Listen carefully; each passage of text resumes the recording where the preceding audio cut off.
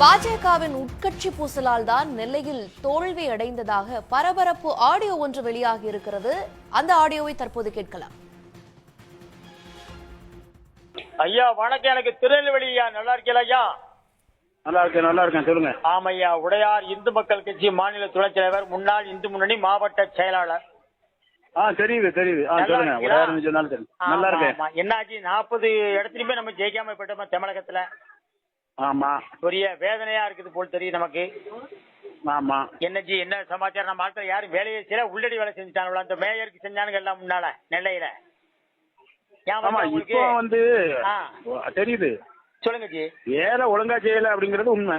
ஆமா, கொடுத்த பணத்தை வாங்கி அவன் வீட்டு கொண்டு வச்சா. 9,000 பணம் கொடுத்தாரு, எல்லா பேரும் வாங்கி வீட்டுக்குள்ள வச்சு படுத்துக்கிட்டாங்களா? சக்கரையை வச்சுக்கிட்டு வாயில சீனி சாப்பிட்டுக்கிட்டு உட்காந்துட்டாங்களா? அவர் கொடுத்ததும் அவர் பூரா கட்சிக்காரனை பார்த்து கொடுக்கல. அவரு வேண்டிய ஆட்கள் சொந்தக்காரன ஒரு டீம் போட்டிருந்தாங்க. சரி, அது அப்படி போய் அது கொஞ்சம் கொலாப்ஸ் ஆயிட்டு. ஏற்கனவே வாங்கினவனும் கொடுக்கல ஒழுங்கா.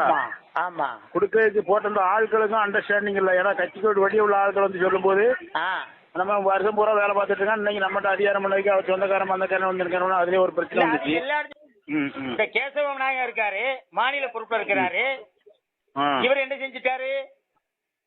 இவர் இந்த கட்சியை வளர்த்து என்ன செஞ்சுட்டாரு? இவன் பூரா உட்கார்ந்துக்கிட்டு தன்னை காப்பாற்றிக் கொள்வதற்கு இவங்களை எழுத்தவனை பூரா கட்சி அழிச்சுக்கிட்டு கட்சி பிஜேபி வேலை செய்யணும் வேலை செஞ்சவன் நீ கட்சியை ஜெயிக்க வச்சிருப்பானுங்க.